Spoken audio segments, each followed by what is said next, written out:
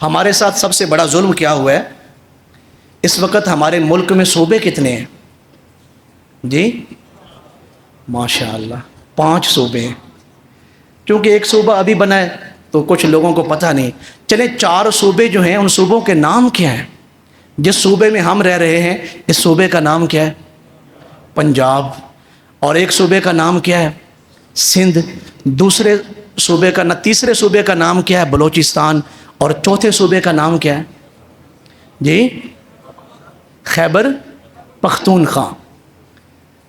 اچھا، ہمارے ساتھ ظلم یہ ہوا ہے کہ ہمارے اوپر وہ لوگ مسلط کیے گئے جنہوں نے ہمارے صوبوں کو لسانیت کی بنیاد پر تقسیم کیا ہے۔ پنجاب ہے یہ پنجابیوں کا صوبہ ہے، سندھ ہے یہ سندھیوں کا صوبہ ہے، بلوچستان ہے یہ بلوچیوں کا صوبہ ہے، خیبر پختونخوا ہے یہ پشتونوں کا صوبہ ہے۔ اگر آپ ناراض نہ ہوں، ہم نے ملک لسانیت کی بنیاد پر آزاد کروایا تھا جی، کہ وہاں جا کے پنجابی رہیں گے، وہاں جا کے سندھی رہیں گے۔ سندھیوں کے مقاصد اور ہیں، پنجابیوں کے اور ہیں، پشتونوں کے اور ہیں، بلوچوں کے اور ہیں۔ کیا تاریخ پاکستان یا قیام پاکستان کا مقصد یہ تھا؟ ہم نے تو ملک صرف ایک مقصد کے لیے حاصل کیا تھا کہ پاکستان کا مطلب کیا؟ بس جو مسلم ہے وہ اس ملک کا باشندہ ہے۔ ہم جب یہاں پہ آئے سب سے پہلے ہمیں قومی طور پہ تقسیم کر دیا گیا۔ ہر بندہ اپنی قوم کا تو خیال کر رہا ہے لیکن اسے ملک کا خیال نہیں ہے۔ اور پھر دوسرا ظلم یہ ہوا، ہمارے ہاں تنظیمیں بنا دی گئیں، یہ فلاں تنظیم ہے، یہ مسلم لیگ نون ہے، یہ پیپل پارٹی ہے، یہ تحریک انصاف ہے، یہ جناب وہ BNP ہے، یہ فلاں ہے، یہ فلاں ہے۔ اور ہر جماعت اپنے نظریے پہ اور اپنی جماعت کے فائدے کے لیے کام کر رہی ہے، اس ملک کی تو کسی کو فکر ہی نہیں ہے۔ پھر جو تیسری بات جو بڑی تکلیف دہ ہے، پھر اس قوم کو مذہبی طور پہ تقسیم کیا گیا، یہ بریلوی ہیں، یہ دیوبندی ہیں، یہ وہابی ہیں، یہ شیعہ ہیں۔ جب ہم پاکستان کو آزاد کر رہے تھے اور ہمارے بڑے اسلاف جو ہے وہ قربانیاں دے رہے تھے، کیا ان کا یہ نعرہ تھا کہ صرف بریلوی پاکستان میں جا سکتے ہیں، یا صرف دیوبندی جا سکتے ہیں، یا وہابی جا سکتے ہیں، یا جو ہے وہ دوسرے اہل تشیع جا سکتے ہیں؟ اس قوم کو تقسیم، یہ امریکہ اور یورپ کی بہت بڑی سازش ہے جسے پاکستانی قوم سمجھ نہیں رہی۔ امریکہ چاہتے ہیں اور یورپ قوتیں چاہتی ہیں پاکستان کو جو ہے دبئی کی طرز پہ تقسیم کر دیا جائے، قومی لحاظ سے، مذہبی لحاظ سے۔ جب یہ الگ الگ ہو جائیں گے، الگ الگ ہو جائیں گے، پھر ہم ان کو جو ہے وہ ختم کر دیں گے اور پاکستان کا وجود مٹا دیں گے۔ جب ہم نے اس ملک کو آزاد کیا تھا، ایک قوم بن کے آزاد کیا تھا۔ آپ میں سے یا ہم میں سے کوئی کہہ سکتا ہے اس ملک کو بنانے میں صرف ایک قوم کا کردار ہے؟ صرف پنجابیوں نے جی آزاد کروایا ہے، یا بلوچیوں نے کروایا، یا سندھیوں نے کروایا ہے؟ اس وقت پوری جو ہے یہ قوم ایک قوم بنی ہے اور پھر قربانیاں پیش کی ہیں، پھر اللہ تعالیٰ نے ہمیں یہ ملک عطا فرمایا ہے۔ اس ملک کی قدر کریں، یہ ملک اللہ تعالیٰ کی بڑی عظیم نعمت ہے۔ وقتی طور پہ یہاں کی خرابیوں کی طرف نہ جائیں۔ یہ دیکھیں اس ملک میں رہنے کے آپ کو فائدے کتنے۔ آپ مرضی سے نماز جمعہ کے لیے سکون سے بیٹھے ہوئے، آپ سکون سے نمازیں پڑھ رہے ہیں۔ کشمیریوں سے جا کے پوچھیں کتنا عرصہ ہو گیا ان کو، انہوں نے مسجدیں کھولی نہیں، وہ جمعہ کی نماز نہیں پڑھ سکے۔ یا فلسطینیوں سے جا کے پوچھیں کہ وہ فلسطین کی جامع مسجد اقصیٰ میں، بیت المقدس میں وہ ایک سجدے کے لیے کس قدر ترس رہے ہیں۔ تو کیا یہ اللہ کی نعمت نہیں؟ ہمارے ہاں کچھ اغیار قوتیں ہیں ان دنوں بالخصوص، کیونکہ ہمارے ہاں مہنگائی ہے اور سیاستدانوں کی غلط پالیسیاں ضرور ہیں، تو اس قوم کو تقسیم کیا جا رہا ہے کہ جی ہم اس ملک کو چھوڑ رہے ہیں، اب اس ملک میں رہنے کا فائدہ کوئی نہیں، اس ملک نے ہمیں دیا ہی کیا ہے، یہ ملک ہمارا ہے ہی نہیں، اس ملک میں یہ ہے، یہ اغیار ذہن سازی کر رہے ہیں۔ اس وقت جب یہ پاکستان بن رہا تھا، اس وقت انگریزوں نے اور ہندوؤں نے رل کے وہاں کے مسلمانوں کی جو ہے وہ ذہن سازی کی۔ مسلمان کہہ رہے تھے، وہاں کے مسلمان کہہ رہے تھے ہم تو پاکستان کی پے بھی نہیں بننے دیں گے۔ وہ ان کے بہکاوے میں آ گئے۔ آج بھی وہی قوتیں ہیں جو مسلمانوں کی ذہن سازی کر رہی ہیں کہ آپ جو ہے آپ کا ملک آپ کو کچھ نہیں دے رہا۔ اللہ کی قسم ہے، میرے سامنے قرآن مجید ہے، یہ ملک ہمیں دنیا کی سب سے بڑی نعمت جو سکون کی صورت میں ہے، جو عزت کی صورت میں ہے، یہ ملک ہمیں عطا کر رہا ہے۔ میں مسجد نبوی شریف میں تھا، بنگلور کے ایک بزرگ سے میں نے پوچھا، انڈیا کے بنگلور کے ایک بزرگ سے میں نے کہا بابا جی آپ بتائیں وہاں مسلمانوں کے حالات کیا ہیں؟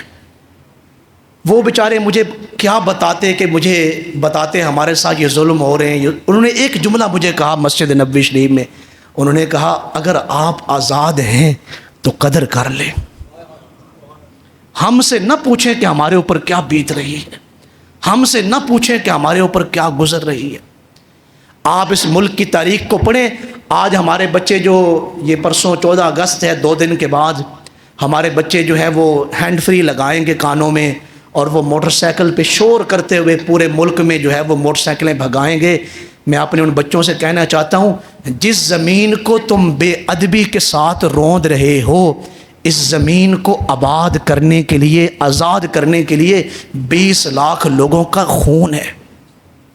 ہمارے ہاں جو لوگ مکان کرائے پہ دیتے ہیں نا، وہ کرایہ دار سے کہتے ہیں بھئی جب آپ نے جانا ہے ہمیں اسی حالت میں آپ نے مکان دینا ہے، یہاں کی جو ہے وہ ٹائلوں کو خراب نہیں کرنا، یہاں کے رنگ کو خراب نہیں کرنا۔ اپنے بچوں سے کہنا ہے کہ وہ پینسل وغیرہ سے ہماری دیواریں خراب نہ کریں۔ جو عمارت صرف سیمنٹ سے اور اینٹوں سے یا لوہے سے بنی ہے اس کی تو بڑی قدر ہے۔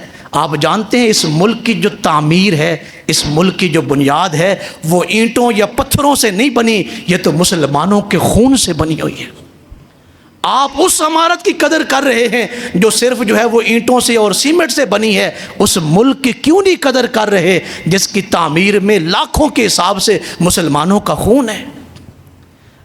جس وقت یہ 14 اگست کو مسلمان جو پاکستانی ہم ہیں، 14 اگست کو اس ملک کی جب سرحدیں قائم ہوئیں اور ہم آزاد ہوئے، 18 اگست کو انڈیا میں عید الفطر کی نماز تھی۔ آپ سن کے حیران ہوں گے، 14 اگست کو لوگ مسلمان پاکستان میں آئے ہیں، پاکستان آزاد ہوا ہے، 18 اگست کو عید الفطر کی نماز تھی۔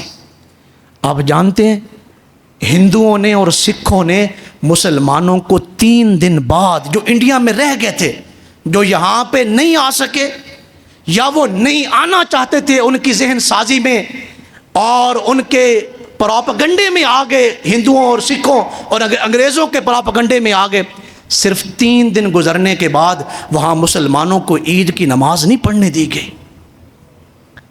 50 بستیاں جو مسلمانوں کی تھی انہیں آگ لگا دی گئی۔ پھر بھی آپ کہیں کہ ہم آزاد نہیں اور ہمیں پاکستان نے کچھ نہیں دیا۔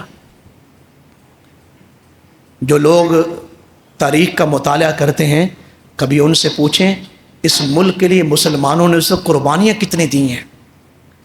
جو لوگ ہندوستان سے پاکستان کے لیے چل رہے تھے ان کا قافلہ خاندان کے 50 لوگوں پر مشتمل تھا، لیکن جب وہ پاکستان کی زمین میں داخل ہوئے تو ایک ایک فرد بچ چکا تھا، باقی راستے میں قتل ہو چکے تھے۔ وہ اپنا سب کچھ لٹا کے آ رہے تھے۔ پاکستان میں نہ ان کا کوئی گھر تھا، نہ ان کی کوئی زمینیں تھیں، نہ ان کا کوئی بزنس تھا، اور اپنا خاندان بھی وہ راستے میں لٹا کے آ رہے تھے۔ بچیاں شہید ہو گئیں، بچے شہید ہو گئے، بہن بھائی شہید ہو گئے۔ اگر ایک ایک فرد بھی اس ملک پہ داخل ہو رہا ہے، جیسے ہی وہ قدم رکھتا ہے اس ملک کی سرزمین پر، وہ اس زمین کو چوم بھی رہا ہے، شکر کا سجدہ بھی ادا کر رہا ہے، اور یہ کہہ رہا ہے یا اللہ میں پاکستان کی پاکیزہ سرزمین پہ داخل ہو چکا ہوں، یہ جو آزادی کی نعمت ہے اس نعمت نے مجھے سارے غم بھلا دیے ہیں۔ یہ وہ ملک ہے۔ جو لوگ اس تاریخ کو جانتے ہیں، جنہوں نے تاریخ پاکستان کو پڑھا، پاکستان آنے تک ہزاروں کے حساب سے بچیوں کی لاشیں جو تھیں وہ کنویں میں موجود تھیں، جو تیر رہی تھیں، دریاؤں میں لاشیں موجود تھیں، جن کو سکھوں نے اور ہندوؤں نے اٹھایا، اور وہ اپنی عزت بچانے کے لیے اپنی جان کی بازی ہار گئیں، دریاؤں میں کود گئیں اور کنووں میں کود گئیں۔ اور میں ایسی خواتین کو بھی اس وقت جانتا ہوں جن کو سکھ اٹھا کے لے گئے اور ہندو اٹھا کے لے گئے، ان کی عزت کو تاتار کیا ہے، تو وہ اس کے بعد ان کے چنگل سے نکلی ہیں۔ اگر وہ آنا چاہتی تو پاکستان میں آ سکتی تھیں، لیکن وہ صرف اس لیے اس پاک سرزمین پر نہیں آئیں، انہوں نے کہا ہمارا دل اور ہمارا ایمان گوارا نہیں کرتا ہم اس ناپاک بدن کے ساتھ جو ہے وہ پاکستان کی سرزمین پر قدم رکھیں۔